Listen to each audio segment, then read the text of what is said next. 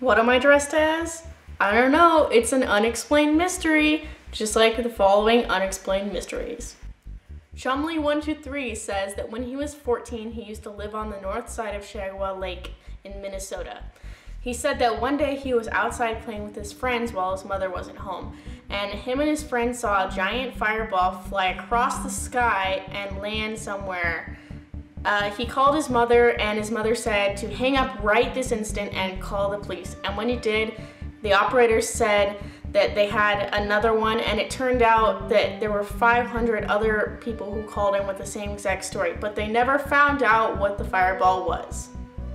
Bipolar God says that one day when he turned 21, he was in a bar by himself, and a woman came over to him, rubbing on his chest and telling him that he was handsome.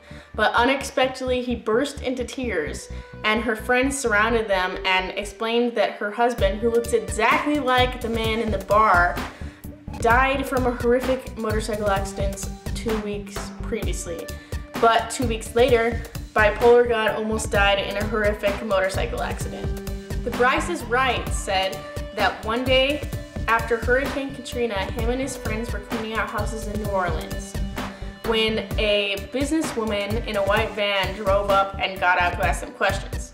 Now, they had already been interviewed for the local news, so they weren't surprised. But what really freaked them out was when 10 children wearing hazmat suits carrying squirt guns burst out of the white van and started squirting them with unknown liquids.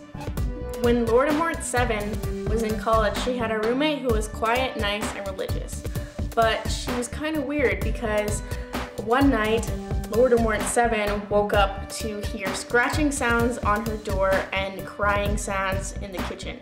She looked out there to see her roommate sleepwalking and crying. But when she stopped, the roommate turned her head suddenly to look at her, but her eyes were closed. The creepy thing was that she would go to the kitchen and get out a pencil from the kitchen drawer and draw the same demon symbol on her bedroom door every night for a whole entire year. But when the roommate would leave, there would always be strange sounds coming from the roommate's dorm room. One day, Cat Fepper decided he was gonna go visit his friend who was studying at university in Kansas City. His friend didn't own a cell phone or a car because he lived so close to campus.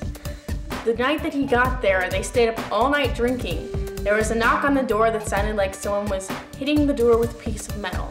His friend went over to look through the peephole and turned around, and his face was white.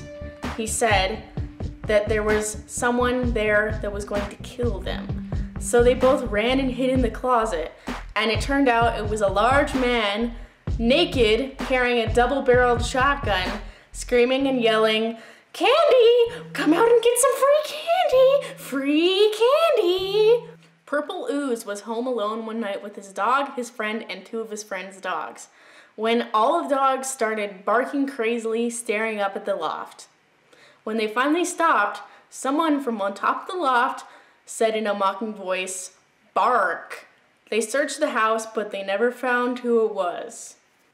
Stone Huntsman says that he used to be a spelunking tour guide in a cave that had a 100-foot drop and then water at the bottom. There was a spot on the tour where they would turn out all the lights on the tour and be completely silent so that they could hear the water at the bottom. But instead of hearing water, they heard voices talking to each other. But the tour guide just said that it was probably just the water making them believe that they were hearing voices. Hours later, Stone Huntsman was talking to another tour guide who asked her, "How had you gotten out so fast?" And she said they'd been out for hours, but the tour guide said that they could hear voices talking to each other their entire tour. They freaked out, called the sheriff, and the sheriff searched the caves, but no one was ever found in the caves. That's all the unexplained Reddit mysteries I have for you today.